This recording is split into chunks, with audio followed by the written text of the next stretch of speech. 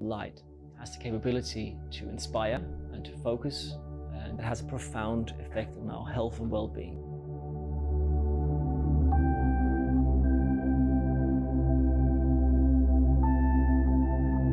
My name is Kasper Hammer. I'm a lighting specialist.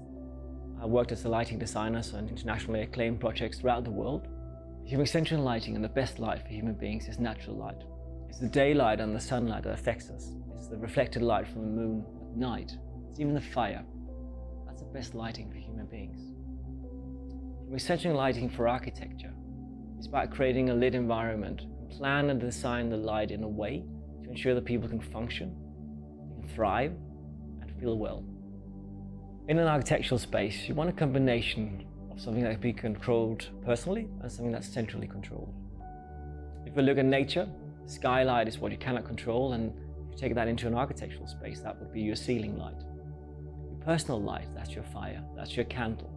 That's the one you need to control yourself. That could be a desk lamp or reading lamp, and it's important that you have your own personal control of that lamp. Most people have a real strong opinion about light. They might not be able to express it, but most people know what feels good. They know when the light is right, and they know when the light is wrong. So to quantify quality of light, your eyes are the best tool to do it. We all look at something and have a feeling. It's emotional, we like it or we don't like it. The non-uniform lighting is what we use from nature. When the sunlights go through the leaves in the forest, this is what we're used to, and this is what people feel well in. We cannot replicate that 100% indoor and interior. It would look too extreme. We have to work with it and remember what our eye and brain, as in evolutionary terms, been used to thousands of years.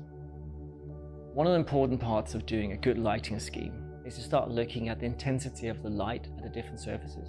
The luminance, that's what we see and that's what we experience.